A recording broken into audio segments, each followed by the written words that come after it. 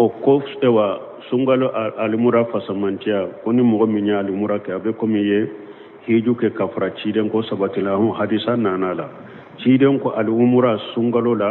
abe komi ni mogo minya hiju ke kafara leka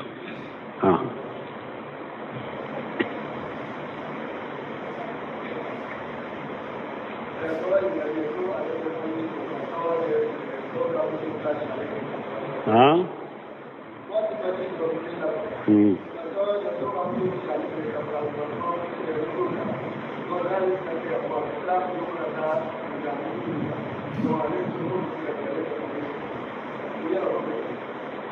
ko do ka moto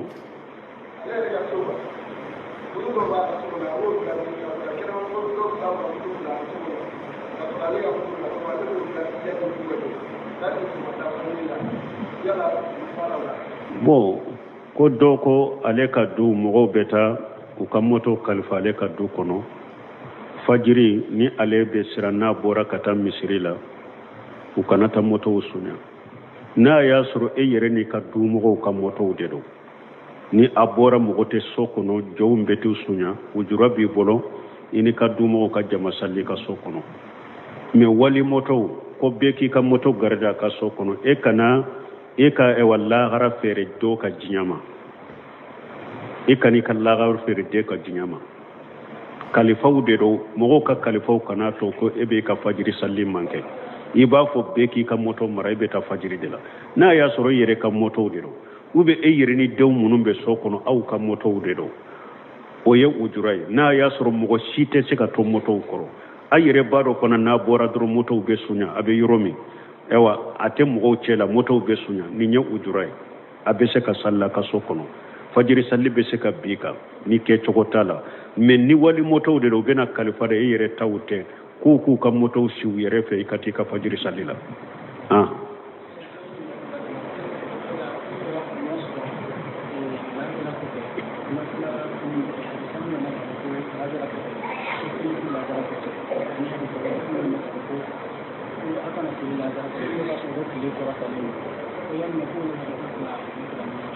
bo ko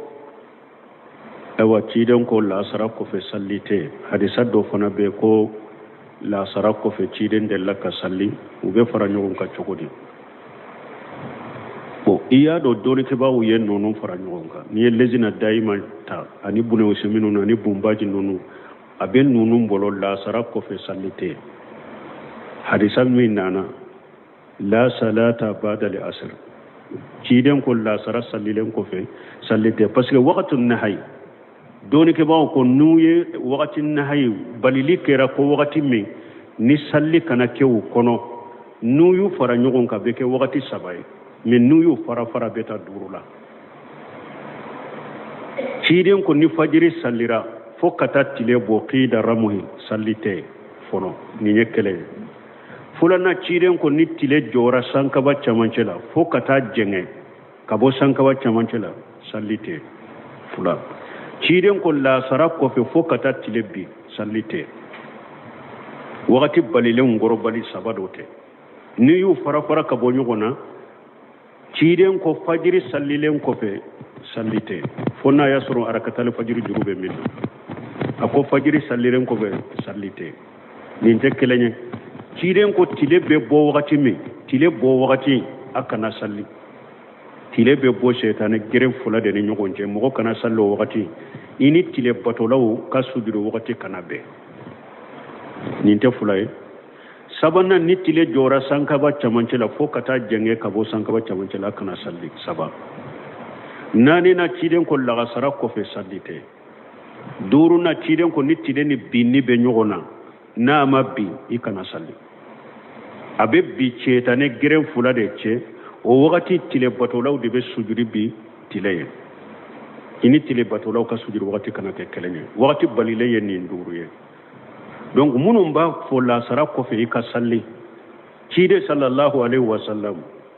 dondola salimata ye cide nyabe salli la sara ko fe ako aka jommu soma ako ta ciden fe ni ya soro sallila ikana kuma fe ika jofo na tilala na tirala sallira ika nyininka kafo ko ale ko sallite lasara kofe ale dun fana fule abe salli ikanyinin kanina don muso intara ako abe kuma ciden fo ciden ya koriya ka ya ko abe sallila a jora salli kofe ako musulmata kun kani nyininka e ko sallite lasara kofe fule ka salli ako sallite lasara kofe me salli fana kofe arakan fula ma useko ulu in sugulara maseka ulu de sallinyo ulu de sarasisa ciden ya ulu sallallahu sara kofe bo ciden kallada de tundo ni alaye bara min damina atobila ciden kontinan la sara sallire kofe ninde koso na alaye bara min damina tabila wala sara kofe abeni arakan fula salli donc don kiba ko nimbe komi ciden ka kere kere ya fe harisa sabatilembe hadisa munun be bugari muslimu kono ni hadisa jelo umbe ciden ko sallite la sara kofe ambe barake no de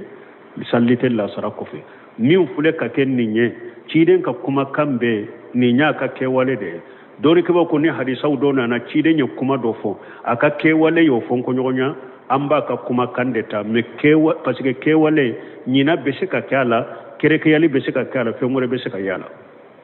kuma inde be jate ciden ko la sara ko fe sallite